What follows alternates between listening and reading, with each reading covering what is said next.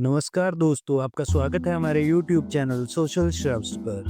दोस्तों, जिद्दू कृष्णमूर्ति का जीवन संघर्ष, जागरूकता और आत्मज्ञान की यात्रा का प्रतीक है। उनकी कई कहानियां हमें जीवन के गहरे अर्थ को समझने में मदद करती हैं। इस वीडियो में हम उनके जीवन की एक ऐसी प्रेरणादायक घटना साझा करेंगे जिसने उनकी सोच और दर्शन को नई दिशा दी। कृष्णमूर्ति बचपन से ही सवाल पूछने वाले व्यक्ति थे। वे हमेशा सोचते थे, क्या जीवन केवल दुख, संघर्ष और मृत्यु के इर्द गिर्द घूमता है? क्या कोई ऐसा रास्ता है जो हमें इन सब से मुक्त कर सके? उनकी जिज्ञासा ने उन्हें थियोसॉफिकल सोसाइटी के करीब लाया, लेकिन उनके सवाल कभी खत्म नहीं। एक बार जिद्दू कृष्णमूर्ति अपने शिष्यों के साथ एक नदी के किनारे बैठे थे। यह ध्यान में डूबे हुए थे। वह एक शांत, सुनसान जगह थी जहाँ केवल पक्षियों की चहचहाहट और नदी की आवाज सुनाई दे रही थी। अचानक उन्होंने अपनी आंखें खोली और अपने शिष्यों से कहा, क्या आप उस नदी की धारा को देख सकते हैं? यह बिना रुके बह रही है।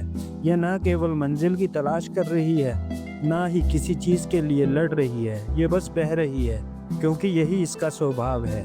कृष्णमूर्ति ने कहा, हम सब भी इस नदी की तरह हैं, लेकिन हमारा दुख तब शुरू होता है जब हम अपने स्वभाव के खिलाफ जाते हैं। ये भविष्य के बारे में सोचते हैं, अतीत का बोझ उठाते हैं और वर्तमान को नजरअंदाज कर देते हैं। उन्होंने समझाया कि मनुष्य का असली स्वभाव स्वतंत्रता है। जब हम अपने विचारों, धारणाओं और डर से मुक्त हो जाते हैं, तभी हम सचमुच बहने का आनंद ले सकते हैं। उनके शिष्यों ने उनसे पूछा, लेकिन गुरुजी, इस स्वतंत्रता को कैसे पाया जाए?